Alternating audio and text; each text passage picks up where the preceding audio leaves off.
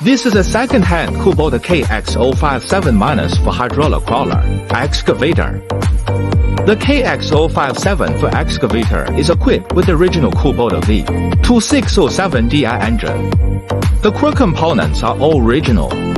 The bucket capacity is 0.17 cubic meters. Excavator bucket and matching thumb clamp. Boom swing function. Widely used in construction and farm.